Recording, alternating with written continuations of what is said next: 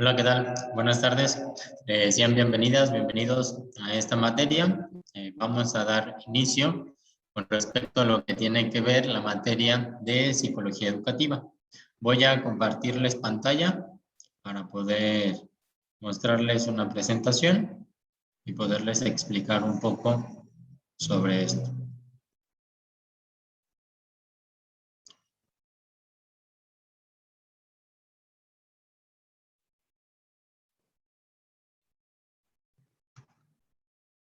Bueno, pues me presento, soy el maestro Juan Carlos Gamiño Bravo. Soy licenciado en psicología, cuento con una maestría en psicopedagogía, soy especialista en sexualidad humana y soy psicoanalista. Es un gusto para mí poder estar aquí para poder compartir un poco sobre lo que es la materia de la psicología educativa, ¿no? Y por qué psicología educativa. Muchas veces cuando hablamos de la parte del docente, de la parte de la docencia, eh, se nos tiene muchos criterios con respecto a lo que tenemos que hacer, lo que no tenemos que hacer, lo que hacemos dentro del aula, ¿no? Sabemos que quienes nos dedicamos a esto de la parte de la docencia, pues no solamente somos docentes, ¿no? También llegamos a hacerle de papás, de mamás, de psicólogos, psicólogas, de sacerdotes, de todo, ¿no? Justo por la implicación de lo que tiene justamente la parte de la docencia, ¿no? Sabemos que dentro del ámbito educativo habrá estudiantes que puedan tener mucha confianza, habrá estudiantes que no nos tengan confianza, habrá formas en las cuales podemos ir generando sobre ciertos procesos de los que nos llevan para poder generar un aprendizaje. Y que esto justamente hace para poder ir teniendo una implicación dentro del ámbito de la docencia y cómo esto puede llegar a repercutir justamente dentro del proceso de aprendizaje. Para poder empezar y poder ir entendiendo un poco de esto, es importante que primero conozcamos a qué nos referimos con la psicología. Muchas veces creemos, o muchas personas creen conocer, saber sobre lo que tiene que ver o sobre lo que es la psicología. Sin embargo, es necesario que podamos establecer a qué nos referimos para poder analizar con respecto a la psicología, que específicamente es poder analizar como parte de un estudio científico dentro de las conductas, comportamientos del ser humano. Y que dentro de estas conductas, comportamientos del ser humano nos llevan para que nosotros podamos ir entendiendo, ir analizando cómo es que el ser humano llega a pensar, analizar, aprender, conocer, ¿no? Y que esto justamente tiene una repercusión en el ámbito educativo. ¿Cuántas veces nos ha pasado, ¿no? que tenemos estudiantes que están en el salón de clases y que probablemente no están al 100% porque hay una situación de carácter emocional, tienen una situación, un conflicto, algo que está haciendo que estén mermando justamente su proceso de aprendizaje. Ahí es donde donde entra justamente esta parte de la psicología, ¿no? El que nosotros como docentes podamos tener una intervención dentro de nuestros estudiantes no quiere decir que seamos psicólogas o psicólogos, ¿no? Porque no tenemos esa profesión, quienes no la tienen. Sin embargo, no quiere decir que no debamos de considerar justamente estos procesos cognitivos, estos procesos emocionales que tienen una implicación bastante importante para su proceso de aprendizaje. Esto nos lleva justamente a que la parte de la psicología tiene como objeto de estudio el que podamos ir teniendo estas herramientas como parte de una organización dentro de la observación, descripción e investigación. Desde el momento que nosotros llegamos al salón de clases, aplicamos observación y desde ahí nos podemos ir dando cuenta cómo es que mis estudiantes están, ¿no? Piensan, hacen. ¿Por qué? Si yo sé que siempre mis estudiantes que participan, que hacen, deshacen, ahora están todo lo contrario, ya desde ahí, desde la parte de la observación, me puedo dar cuenta que hay una situación, ¿no? Que algo está sucediendo y que obviamente eso por más que yo le dé una cátedra, por más que yo esté explicando, haciendo, deshaciendo, poniendo 1000 ejemplos, pero si hay una situación de carácter cognitivo, emocional, por más que yo haga, su objeto, su proceso de aprendizaje se va a ver mermado y no va a estar presente para que nosotros podamos generar o podamos hacer para que se dé ese aprendizaje de una forma significativa. Esto justamente hace o me lleva para que podamos ir estableciendo o ir teniendo un comportamiento. Y este comportamiento genera que nosotros podamos generar o establecer aquellas facilidades en las cuales nosotros podemos tener una expresión. Es decir, nosotros dentro del salón de clases podemos tener esta observación del comportamiento y conducta que tienen, que generan nuestros estudiantes. Y a partir de este comportamiento es que podamos ir determinando cuál es su proceso de aprendizaje, ¿no? Cómo es que se lleva a cabo dentro del aprendizaje. Es importante entender un poco sobre cómo es que surge la psicología o por qué es que surge la psicología dentro de los conceptos y a partir de esto, ¿por qué es que la psicología empieza a tener una aplicación, una importancia dentro del ámbito educativo? Empezamos, ¿no? Con la antigüedad, si se dieron cuenta justo cuando ponía sobre la definición de la psicología, estaba considerada, o bueno, está considerada todavía como parte de la etimología, como el estudio del alma. La psicología surge justamente como parte de una disciplina filosófica y dentro de esta disciplina filosófica en establecer estos comportamientos y estos análisis como parte de un alma, ¿no? Por poder analizar y estudiar el alma. ¿A qué referimos con el alma? Con aquello de lo cual la persona una vez que pueda ser identificada, ¿no? Lo que a lo mejor actualmente podemos asociarla un poco con lo que identificamos como personalidad. Entonces, hubo grandes autores que establecieron justamente esta representación de lo que tenía que ver la parte de la psicología, entre ellos Aristóteles, Sócrates, Platón, que fueron como los principales en los cuales se estableció justamente la psicología dentro del origen filosófico. Posteriormente, René Descartes, Thomas y John Locke, ambos empezaron a resaltar un poco sobre la parte de la psicología y no tanto como parte de una disciplina filosófica, sino empezar a tener un poco más de un sentido mucho más lógico, empezarle a dar un comportamiento, un análisis de lo que realmente la psicología quería tener como este camino, a lo que podría ser, a lo que se podría llevar como algo mucho más objetivo y no tanto algo subjetivo con lo que tenía que ver la parte de la filosofía. A esto es que justamente se da en 1879 lo que fue el primer laboratorio de psicología experimental con Wilhelm Wundt.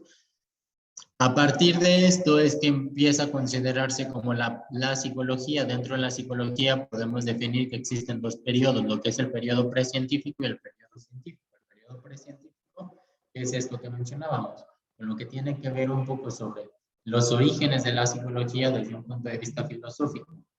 Cuando Wundt forma su primer laboratorio de psicología experimental, y a partir de que forma este laboratorio de psicología experimental es que entonces a la psicología se le deja de ver como parte de una disciplina filosófica y se le empieza a considerar como parte de una disciplina científica.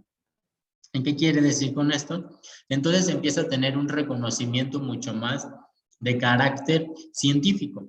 ¿Por qué? Porque Wundt lo que estableció en su laboratorio fue que por medio de ciertas conductas y ciertos comportamientos era algo que sí se podía comprobar y sí se podía llevar a cabo a partir de estos fenómenos de lo que tenían que ver justamente la parte de la psicología como tal.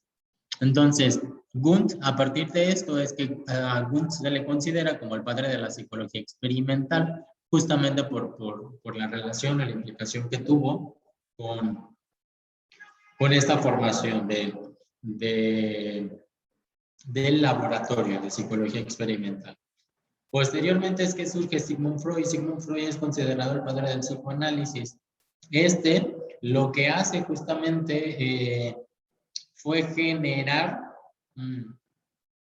ciertos reconocimientos con la parte de la psicología, pero poder ir mucho más allá con un reconocimiento y un análisis del inconsciente. Freud, cuando empieza a estudiar justamente la parte del psicoanálisis o establece lo que es el psicoanálisis, es que empieza a darle una gran importancia a la psicología, y dentro de la psicología es que se da justamente el reconocimiento al psicoanálisis, y el reconocimiento al psicoanálisis para poder analizar y poder estudiar por medio del discurso, por medio del habla, lo que tiene que ver con la parte del sujeto, ¿no? Entonces, a partir de lo que Freud estableció como parte de sus principales teorías, el desarrollo psicosexual, el análisis de la histeria, el análisis de la histeria, el análisis de la neurosis, fue que justamente pudo empezar a tener una representación como parte de la psicología desde otra perspectiva por medio del discurso y no tanto por el comportamiento. Y a partir de esto es que entonces podemos considerar como algo súper importante dentro de la psicología, y que a partir de aquí es que tiene mucha relación con la psicología educativa. Watson, que es considerado el padre de la psicología experimental, un fundador del conductismo, es lo que hace con el conductismo es que todo efecto va a generar una respuesta y una conducta, perdón, y esta conducta a su vez es que deviene por una respuesta, efecto, respuesta, respuesta, efecto. ¿Qué quiere decir? Que todo lo que hay por medio de para que nosotros podamos realizar algo es porque hubo detrás un estímulo que nos llevara para que nosotros podamos realizarlo. Si no hay un estímulo, no hay una respuesta. Si no hay una respuesta es porque no hubo un estímulo.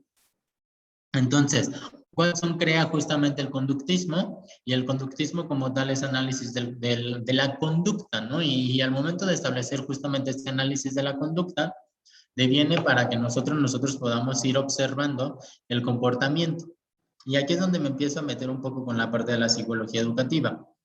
Dentro de poder analizar justamente el comportamiento y la conducta por medio de la observación, es que dentro del ámbito educativo es donde empezamos a nosotros poder empezar a analizar. Creo que es donde más puede llegar a tener la aplicabilidad la psicología en el ámbito educativo.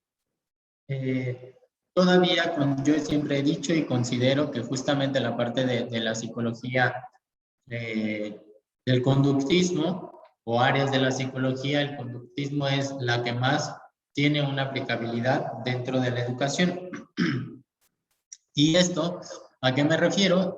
Que justamente como parte de la psicología todavía se sigue aplicando, ¿no? Para bien o para mal existen docentes que son muy tradicionalistas, existen que tienen como estas cuestiones bastante cuadradas en la cual todavía el docente, la docente es quien tiene la razón, quien solamente puede decir, puede hablar, puede cuestionar. Estudiantes no pueden cuestionarle a la docente, porque quien está acá es quien tiene el conocimiento y quien está allá solamente es como una cuestión receptiva, ¿no?